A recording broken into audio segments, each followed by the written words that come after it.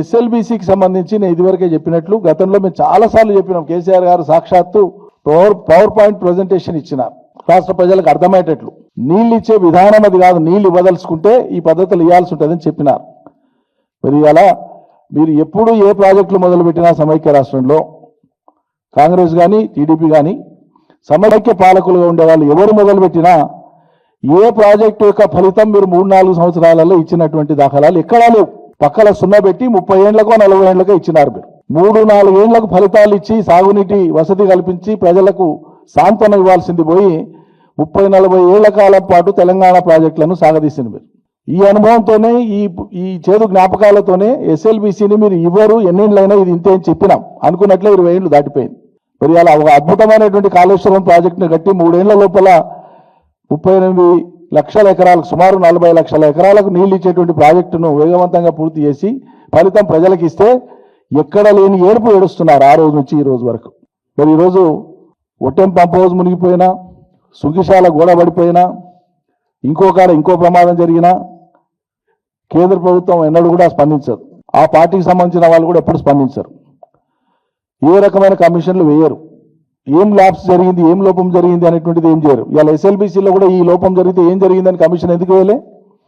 Commission ఎందుకు demand చేయలే? BJP ఎంపీలు కానీ బీజేపీ కేంద్ర మంత్రులు కానీ ఎందుకు డిమాండ్ చేయలే? చేయరు. అంటే కాంగ్రెస్కు కొద్దిగంత నొప్పి అయితే వీళ్ళు బాధపడతారు, వాళ్ళకు ముళ్ళు పుచ్చుకుంటే వీళ్ళు బాధపడతారు. ఢిల్లీలోనేమో కాంగ్రెస్ బీజేపీలు బద్ధశత్రువులు, కానీ తెలంగాణ రాష్ట్రంలో మాత్రం కాంగ్రెస్ బీజేపీ కలిసే ప్రయాణం చేస్తున్నాయని చెప్పడానికి 100 ఉదాహరణలు ఇవ్వచ్చు.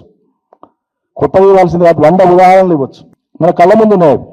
మరి కాళేశ్వరం మీద చూపినటువంటి అత్యుత్సాహము ఎస్ఎల్బీసీ మీద ఎందుకు చూపించలేదు? ఒక్కనాడు కూడా ఎందుకు మాట్లాడలేదు? ఇక్కడ విఫలమైన ప్రాజెక్టులు కానీ నీట మునిగిన ప్రాజెక్టుల మీద కానీ ఎందుకు మాట్లాడలేదు? మాట్లాడకపోగా మొన్న మధ్యలో ఆంధ్రప్రదేశ్ ప్రాంతానికి పర్యటనకు పోయినటువంటి బీజేపీకి సంబంధించినటువంటి ఒక మంత్రి, మన రాష్ట్రానికి సంబంధించినటువంటి మంత్రి ఒక ఆయన ఇవాళ పోయి ఏం మెప్పు కోసమో మరి ఏం సంబరమో ఏం సంతోషమైందో ఆయనకు అట్లా మాట్లాడితే మనకు అర్థం కాదు. కానీ తెలంగాణ కంటే 10 రెట్లు ఎక్కువ నిధుల వరదను ఆంధ్ర ప్రాంతానికి పంపించిన ఘనత మా పార్టీది, మా కేంద్రాన్ని అని చెప్పి తనకు తాను భుజాలు సపరించుకున్నాడు. ఎవరిని పొగుడుతున్నావు లేకుంటే ఎవరిని అవమానిస్తున్నావు నాకు అర్థం కాదు. సిగ్గనిపించాలి కదా.